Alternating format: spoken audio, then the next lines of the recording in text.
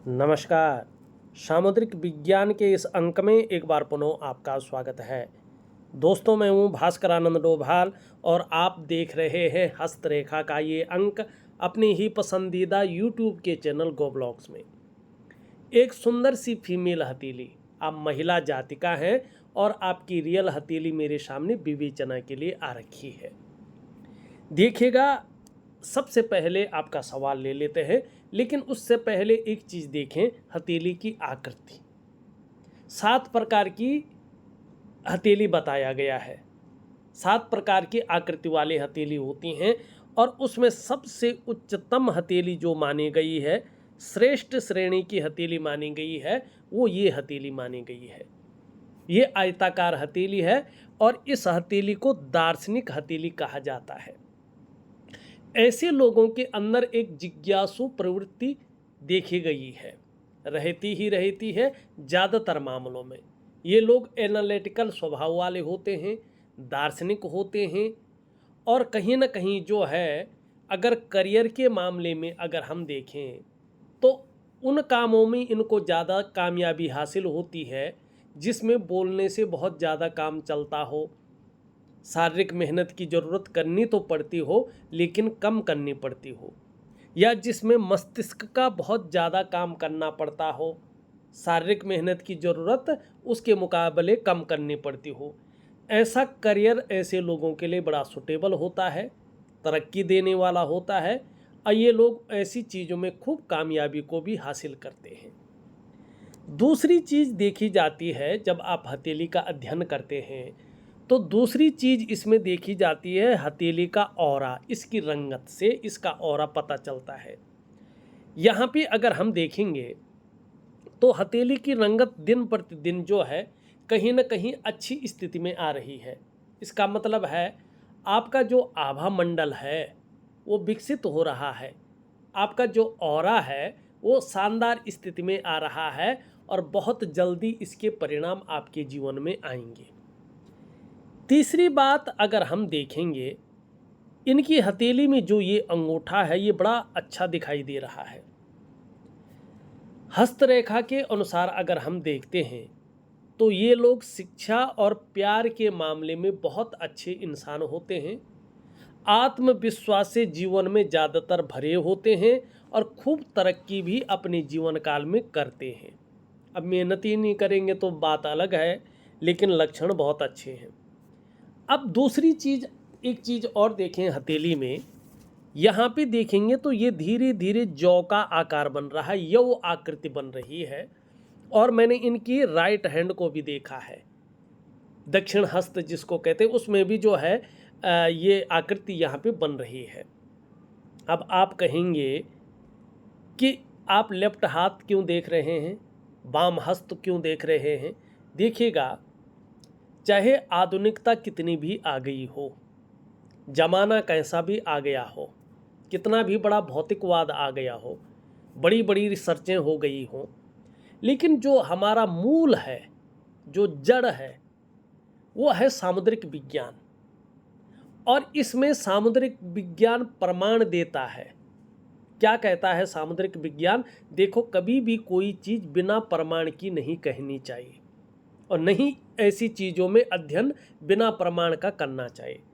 सामुद्रिक विज्ञान स्पष्ट कहता है, अथातः संप्रवक्ष्यामि हस्तरेखा विचारणम दक्षिणे पुरुषम ज्ञेयम। दक्षिण मतलब राइट हैंड, पुरुषम मतलब मेल, पुरुषम ज्ञेयम वामा वामे करम शुभम। ठीक है ना? वाम मतलब वाम हस्त, लेफ्ट हैंड, वामे वामा करम शुभम। ठीक है ना? जो महिलाएं हैं, चाहे बच्चियां हैं या अपने पैरों पे खड़ी हैं, चाहे शादीशुदा हैं, उनका वाम हस्त ही देखा जाता है। कुछ मामलों में दोनों हाथ देखे जाते हैं। अब इसका भी प्रमाण है, आपने जाने अनजाने में कभी न कभी भगवान शंकर का अर्धनारीश्वर रूप जरूर देखा होगा, वो फोटो देखी होगी। उस फोटो में, उस चित्र में आप देखेंगे कि भगवान का जो पुरुष रूप है वो राइट की तरफ है, दक्षिण की तरफ, और जो प्रकृति रूप है माँ पार्वती जो उसमें है वो वाम की तरफ है, बाईं तरफ। तो ये भी एक प्रमाण देता है कि हमें कौन सा हाथ देखना चाहिए। तो यहाँ पे दोनों हाथें देख के उसका जो यव आकार धीरे धीरे बन रहा है और ये बता रहा है कहीं ना कहीं जो है भावुकता इनके जीवन में ज़्यादा रहेगी, बहुत ज़्यादा इमोशनल भी रह सकते हैं। और ख़ास तौर पे इनका अगर हम चंद्रमा देखें तो ये गद्दी नुमा धीरे धीरे हो रहा है। ऐसी स्थिति में व्यक्ति बहुत नाजुक हृदय वाले होते हैं। ये चीज़ें इनके जीवन में कहीं ना कहीं उभर रही है। दूसरी बात, निश्चित तौर पे ये तहजीब पसंद होंगी, अच्छे सलीके से जीवन जीना इनको बहुत अच्छा लगेगा, ये भी दिखाई दे रहा है। कम पैसे में भी ये बहुत अच्छे से रह लेंगे। हाँ, थोड़ा दिखावा भी इनको पसंद रहेगा। और उसमें भी अगर देखा जाए तो यहाँ पे धीरे धीरे शुक्र का भाग भी अपनी अच्छी अवस्था में आ रहा है, ठीक है ना। तो यहाँ पे देखेंगे तो सज संवार कर रहना, नई चीज़ों के प्रति रुझान रहना, चाहे नई प्रकार का फैशन है, नई प्रकार के कपड़े हैं, नई प्रकार की मार्केट में कोई चीज़ें हैं, ठीक है ना, अपनी पर्सनालिटी पर ध्यान देना। और दूसरा अगर हम देखेंगे तो जो लग्जरी चीज़ें हैं या अल्ट्रा लग्जरी चीज़ें हैं उसके प्रति बहुत ज़्यादा आकर्षण रहना, चकाचौंध है, ग्लैमर है, क्योंकि शुक्र है ना, सुख देता है, ग्लैमर देता है, चकाचौंध देता है। और कहीं ना कहीं व्यक्ति की जो व्यक्तित्व है, पर्सनैलिटी है, उसको बहुत अच्छी तरह से उभारता भी है। तो यहाँ पे ये भी दिखाई दे रहा है, मणिबंध की तरफ झुकता हुआ दिख रहा है। इसका मतलब क्या है, घूमने फिरने की भी बहुत ज़्यादा शौकीन रहेंगी, अच्छी चीज़ें हैं जीवन में, ये यहाँ पे बेहतरीन दिखाई दे रहा है। और ऐसे लोगों को अपने जीवन काल में अपने घर का सुख जरूर मिलता है, अपने मकान का सुख जरूर मिलता है। एक बात और देखूंगा, फिर आपके सीधे सवालों पे चलता हूँ। यहाँ पे देखेंगे तो ये आपकी हृदय रेखा है, अंत में एक विष्णु का तिलक बन रहा है। ये बहुत भाग्यशाली व्यक्तियों की हथेली में बनता है, चाहे वो महिला हो या पुरुष हो। बहुत भाग्यशाली व्यक्तियों की हथेली में विष्णु तिलक बनता है। इसकी महिमा अपरंपार है, शब्दों में वर्णित नहीं किया जा सकता है। लेकिन कितना आशीर्वाद ये इस विष्णु तिलक का लेंगे, ये इनके ऊपर डिपेंड करेगा, इनके समर्पण के ऊपर डिपेंड करेगा। ये चीज़ बताती है यदि आप जीवन काल में अच्छी राह पर चलते हैं, अच्छे कार्य करते हैं, तो आने वाले समय में किसी भी काम में आपको अवश्य सफलता मिलेगी और आपको हराना आपके विरोधियों के लिए संभव नहीं रहेगा। इसके अलावा आप समाज में खूब लोकप्रियता और सम्मान भी पाएंगे और अत्यंत भाग्यशाली जातिका में आपकी गिनती होगी। अब क्यों होगा आपके साथ ऐसा काम? निश्चित तौर पे देखा जाए तो आपके जो पंच महाभूत हैं जिनसे आपका शरीर बना हुआ है, जिनको 5 एलिमेंट कहते हैं, ठीक है ना, जो आपके शरीर के नवद्वार हैं, जो आपके शरीर के पंच महाकोश हैं, जो आपके शरीर की 5 ज्ञान इंद्रियां हैं, 5 कर्म इंद्रियां हैं, और जो आपके शरीर में 114 चक्र हैं, उसमें भी 8 चक्रों की ज़्यादा महिमा है और उसमें भी 7 चक्र इस प्रकृति में मौजूद भगवान सूर्य के चक्रों के साथ परस्पर तालमेल में रहते हैं। इनके अनुसार देखा जाए तो आपके जो आराध्य देव हैं, इष्ट हैं, जो वो भगवान विष्णु है, सुप्रीम पावर, दुनिया का जो है पोषण करने वाले भगवान विष्णु। जितनी ज़्यादा शरणागति जाएंगे, जीवन में उतनी ही दिव्यता और उतनी ही भव्यता की आपको प्राप्ति होगी। ये यहाँ पे स्पष्ट दिखाई दे रहा है। ठीक, अब आपका पहला सवाल ले लेते हैं, बड़ी देर कर ली है हमने। आप लिखते हैं शादी कब और उसके बाद जीवन कैसा रहेगा। देखिएगा, यहाँ पे अगर मैं बृहस्पति को देख पा रहा हूँ सही ढंग से, तो आपका बृहस्पति इस समय बुलंदी पर दिखाई दे रहा है। साथ में आत्मकारक ग्रह भी आपका यही दिखाई दे रहा है। तीसरा अगर बात करूं तो यहाँ पे विष्णु तिलक भी कहीं ना कहीं जो है इसी पे बन रहा है। और आपके जो है बृहस्पति से ही संबंधित भगवान विष्णु आराध्य देव भी हैं। तो अभी से लेके और 33वें वर्ष तक आपके शादी के बहुत अच्छे योग बने हुए हैं। और मेरे ख्याल से आपको बहुत ज़रूरी है कि इस दौरान आप जो है शादी कर ले, ठीक है ना। निश्चित तौर पे जो है इस दौरान आपको शादी के योग हैं, आपको शादी करनी चाहिए। अब बात आती है शादी के बाद जीवन कैसा रहेगा, ठीक है ना। इसके लिए हमारा ये शनि का पर्वत है जिसको हम भाग्य स्थान कहते हैं, कर्म स्थान कहते हैं। अब इसको क्यों कहते हैं इसके बारे में नहीं बताऊंगा क्योंकि वीडियो फिर बहुत लंबी हो जाएगी।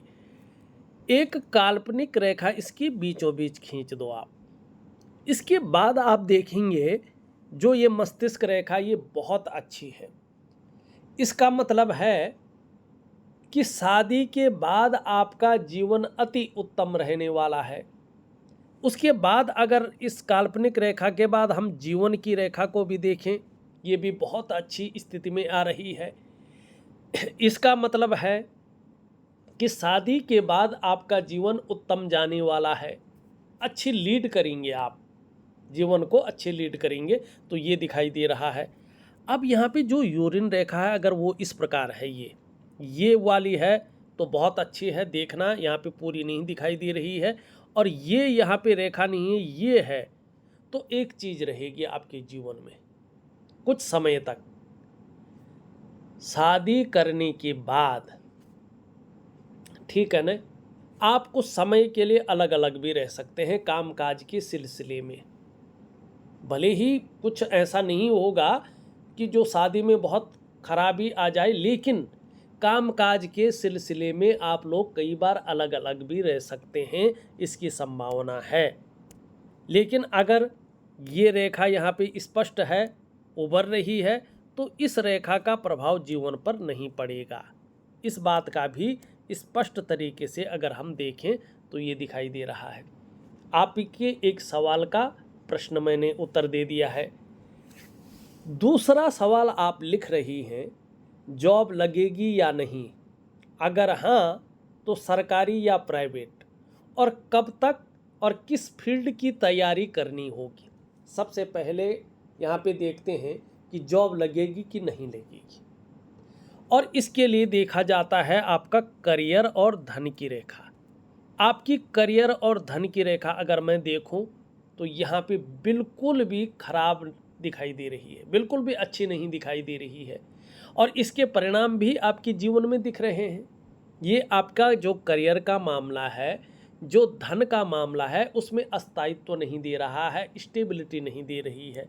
लेकिन केवल करियर और धन की रेखा नहीं देखनी है, बृहस्पति भी देखना है। यहाँ पे जो मुख्य ग्रह है, महिलाओं के जीवन का निर्धारण करने वाला जो ग्रह होता है, और हमारी हथेली में जो प्रथम आचार्य ग्रह होते हैं, जो ऋषि ग्रह हैं, जो ब्राह्मणों के भी गुरु हैं, देवताओं के भी गुरु हैं, ऋषियों के भी गुरु हैं, वो हैं बृहस्पति। यहाँ पे बृहस्पति, इसका मतलब है कि निश्चित तौर पे नौकरी के बहुत अच्छे योग बन रहे हैं, इनका करियर बहुत अच्छा रहेगा निश्चित तौर पे। दूसरी बात, अब गवर्नमेंट नौकरी लगेगी कि नहीं लगेगी इस बार देख लेते हैं। देखिएगा, सरकारी के लिए अगर मैं देखूंगा तो आपकी हथेली की आकृति बहुत अच्छी है, पूरे सरकारी योग के लक्षण बना रही है। दूसरा देखेंगे तो आपकी मस्तिष्क रेखा भी बहुत सुंदर है, सरकारी नौकरी की योग बना रही है। तीसरी चीज़ अगर हम देखेंगे तो जीवन रेखा भी बहुत अच्छी है आपकी, और अंत में इस प्रकार का चिन्ह बन रहा है। भले ही जन्म स्थान से दूर ज़्यादा उन्नति है, जन्म स्थान में रहकर एक साधारण व्यक्तित्व बन के रह जाएगा, कामयाबी नहीं पाएंगे। जन्म स्थान से दूर आपको जो है जाना पड़ेगा, तब जाके आपके जीवन में उन्नति है। परिवार के प्रति समर्पण की भावना रहेगी, बहुत केयरफुल व्यक्तित्व रहेगा, और धनुषाकार रेखा है, तो धन भी बहुत अच्छा आएगा। ये दो तीन चीज़ें सरकारी नौकरी के लिए बहुत अच्छी हैं। लेकिन यहाँ पे एक तो बुध की उंगली बड़ी नहीं है, इसको तो छोड़ो, खैर किसी की रहती किसी की नहीं रहती। लेकिन ये करियर और धन की रेखा यहाँ पे जो है कह रही है कि सरकारी नौकरी के लिए आपको जितनी मेहनत कर रहे हैं उसकी चौगुनी मेहनत करनी होगी, तब जाके इसमें सफलता मिलेगी। हाँ, प्राइवेट नौकरी आपके जीवन में बहुत अच्छी है। आप जो है थोड़ा सा भी कोशिश करें तो आपको जो है प्राइवेट नौकरी मिल जाएगी। अब किस फील्ड में, सीधी सी बात है, बृहस्पति आत्मकारक ग्रह है, तो बृहस्पति से संबंधित जो क्षेत्र हैं, कौन से क्षेत्र हैं? शिक्षा का क्षेत्र है, इंजीनियरिंग का क्षेत्र है, चिकित्सा का क्षेत्र है, मैनेजमेंट का क्षेत्र है, वाणिज्य का क्षेत्र है और कानून का क्षेत्र है। इन क्षेत्रों में अगर आप मेहनत करें, मेहनत को बढ़ा दें तो कामयाबी जरूर हासिल होगी। अब बात आती है कब तक। देखिएगा, अभी कम से कम 2 से 2.5 वर्षों तक आपकी जो करियर और धन की रेखा है आपका साथ करियर और धन के मामले में नहीं दे पा रही है। तो 2.5 वर्षों के बाद आपके जीवन में करियर के लिए, नौकरी के लिए बहुत अच्छा समय आ रहा है। भाग्य पूरी तरह से साथ देता हुआ यहाँ पे दिखाई दे रहा है। दूसरी बात, केतु में 2 रेखाएं स्पष्ट हैं। ये स्पष्ट बताता है कि अपनी खुद की मेहनत और खुद के परिश्रम के बल पर आप अपने जीवन काल में कामयाबी को हासिल करेंगे। यदि आप जीवन में ये सोच के चलेंगे कि किसी की मेहरबानी से या किसी के सहयोग से मैं जीवन में बड़ी कामयाबी पाऊंगा, तो वो चीज़ नहीं होगी। दूसरा, आपका जो प्रारंभिक दौर है कम से कम जो है 35 ईयर तक का, 35वें वर्ष तक का, उसमें कई बार आपको संघर्ष का सामना ज़्यादा करना पड़ेगा। कई बार उतार चढ़ाव निश्चित तौर पे झेलने पड़ेंगे। कई बार ऐसी भी स्थितियों का सामना आपको करना पड़ेगा जिसमें अस्थिरता की स्थिति आएगी। लेकिन आगे चलकर इसी संघर्ष के बलबूते आप हर सुख को पाएंगे और हर सुख का भोग भी करेंगे। ये निश्चित तौर पे दिखाई दे रहा है। आपके जीवन काल का 36वां वर्ष आपके जीवन में भाग्योदय की स्थिति लेके आएगा, पूर्ण भाग्योदय की स्थिति। उसके बाद 36वां वर्ष हुआ, 41वां वर्ष हुआ, 42वां वर्ष हुआ, 45वां वर्ष हुआ और 57वां वर्ष हुआ। आपके जीवन में गोल्डन अपॉर्चुनिटी लेके आएगा। आपको कहीं ना कहीं जो है इसका पूरी तरीके से फ़ायदा उठाना है। एक बात मैं कह दूं आपके जीवन में जो सटीक है एकदम, आप अपने जीवन काल में बहुत बड़ी कामयाबी को हासिल करेंगे, बहुत बड़ी कामयाबी, और बहुत बड़ी भाग्यशाली जातिका कहलाएंगी, बहुत बड़ी भाग्यशाली। और इसका एक ही कारण है, वो है आपका हथेली में विष्णु तिलक, भगवान विष्णु की साक्षात कृपा, ये आपके हाथ में है। इसके बराबर न तो करियर देने वाला है, न यश देने वाला है, न समृद्धि देने वाला है, न सुख देने वाला है। यही सब कुछ है। आपको पूरी तरह से अपनी इष्ट की शरणागति जाना है।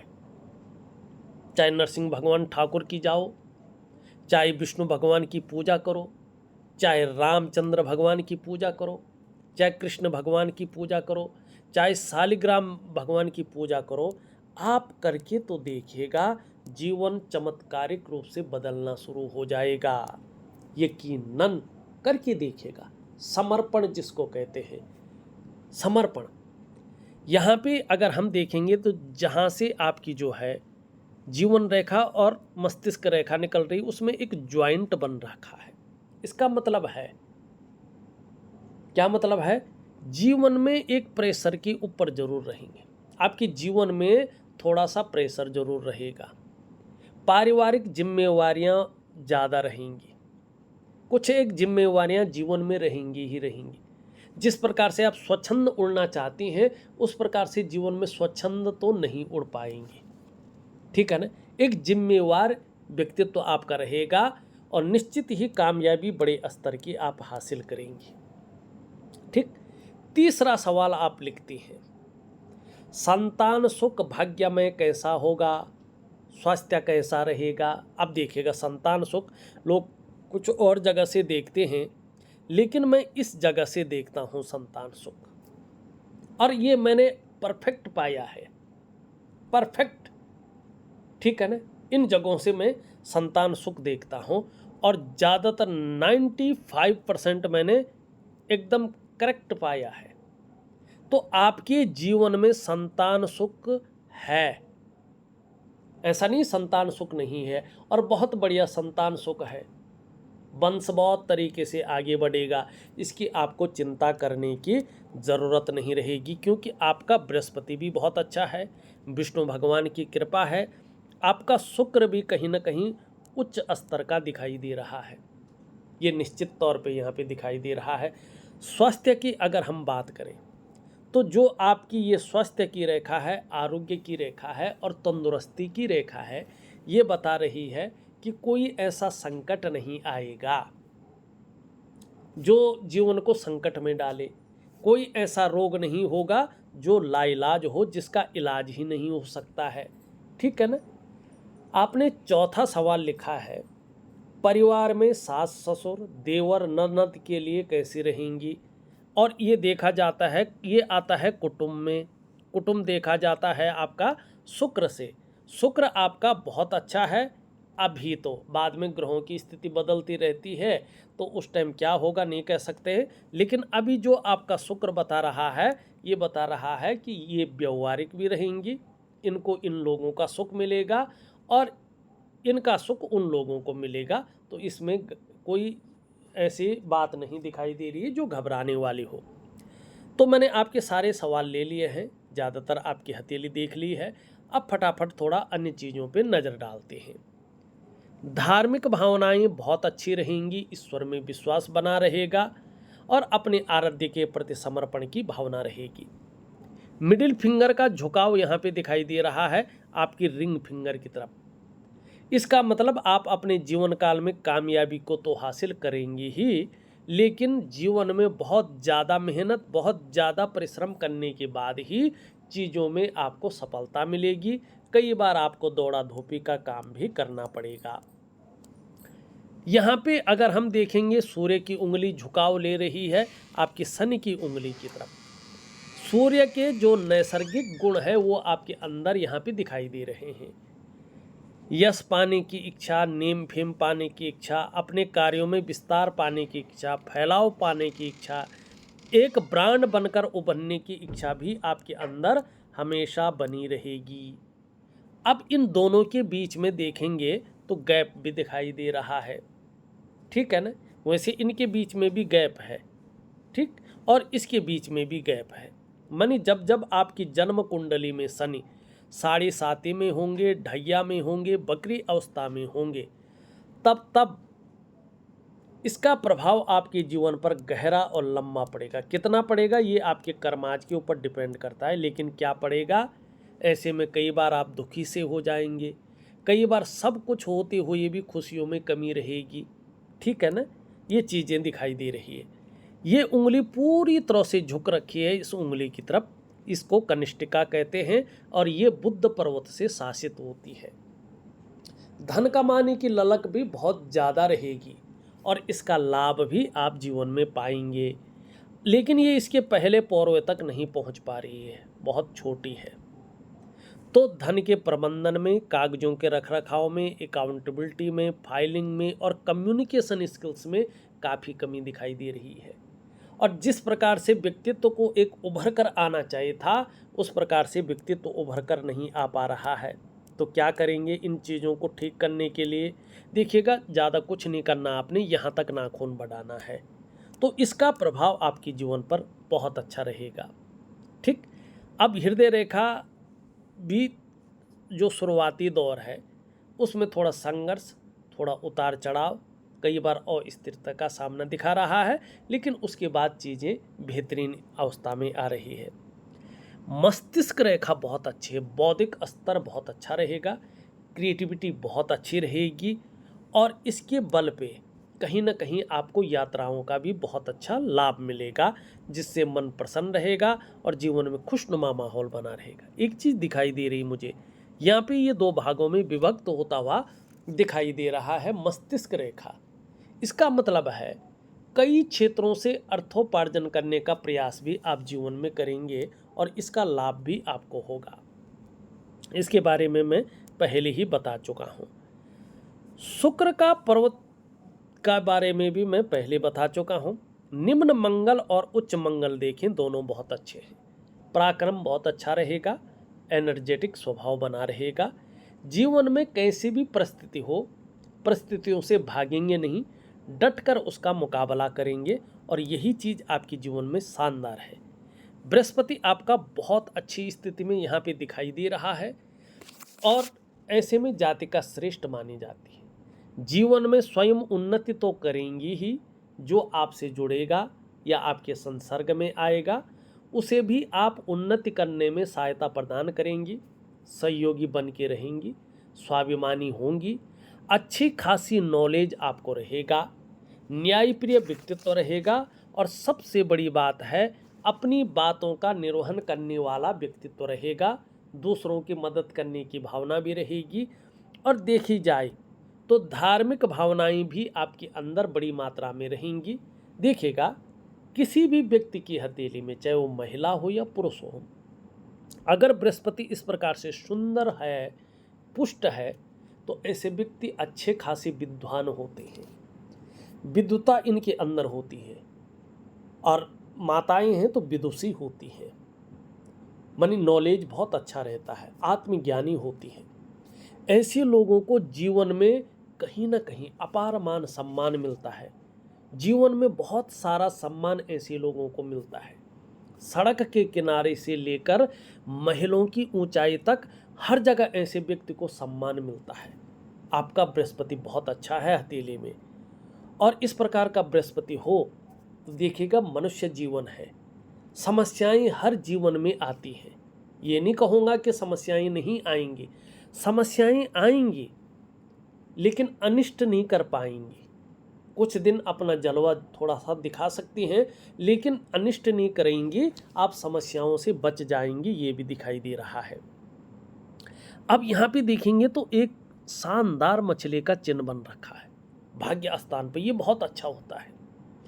ऐसे लोग दार्शनिक किस्म के होते हैं, ठीक है ना, एनालिटिकल स्वभाव वाले होते हैं। दूसरी बात है रहस्यमय विद्याओं का ज्ञान भी ऐसे लोगों के अंदर होता है, ठीक है ना।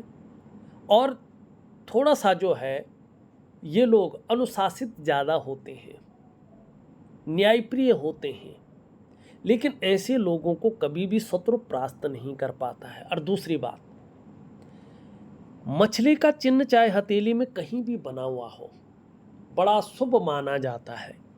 ये हथेली की सकारात्मक ऊर्जा को बढ़ाता है और जिस पर्वत पर बैठता है उस पर्वत की सकारात्मक ऊर्जा को बढ़ा करके व्यक्ति को उसके फल देता है। और सामुद्रिक विज्ञान इसमें एक प्रमाण देता है, यस्य हस्ते मत्स्य रेखा कर्म सिद्धिश्च जायते धनाड्यस्तु सौभिज्ञेयो बहुपुत्रो न संशयो, ये कहता है। अब अर्थ बताने बैठूंगा तो बहुत टाइम लगेगा, लेकिन यहाँ पे देखेंगे तो बहुत ज़्यादा उठा हुआ है, ठीक। इसको इनको ठीक करना होगा। ये जब उठता है तो व्यक्ति गंभीर किस्म का तो होता है, जिम्मेवार व्यक्ति तो बनता है, लेकिन बेवजह की चिंताएं ये देता है। कभी कभी ऐसी वजहें ये दे देता है कि व्यक्ति तनाव में रहता है, डिप्रेशन में रहता है, एंजाइटी बहुत ज़्यादा आती है व्यक्ति को, ठीक है ना। और लोगों को थोड़ा सा, ये लोग बहुत ज़्यादा सोचने वाले भी हो जाते हैं, ये भी यहाँ पे दिखाई दे रहा है। और नौकरी चाकरी के मामले में भी कहीं ना कहीं व्यक्ति को असफलताओं का सामना करना पड़ता है। तो ऐसे में एक योगा मैं दे रहा हूँ, उसको जरूर करें, आपको लाभ होगा। सूर्य आपका अच्छी स्थिति में है, लाभ दिखाई दे रहा है। वाणी की शक्ति भी बहुत अच्छी रहेगी, तन की सुंदरता भी बेहतरीन रहेगी। चंद्रमा पे ऊपर की ओर रेखाएं हैं, यात्राओं का लाभ बहुत अच्छा मिलेगा। और चंद्रमा अच्छी स्थिति में आ रहा है तो बहुत ही सुंदर स्थिति यहाँ पे दिखाई दे रहा है। कुल मिला के बात करें तो जिस उद्देश्य से आप हथेली को दिखा रहे हैं वो बहुत अच्छा है। निसंकोच आप जो है आगे बढ़ना चाहते हैं तो बढ़िएगा। इस अंक में बस इतना ही। एक नई अंक के साथ पुनः उपस्थित होऊंगा, तब तक के लिए नमस्कार।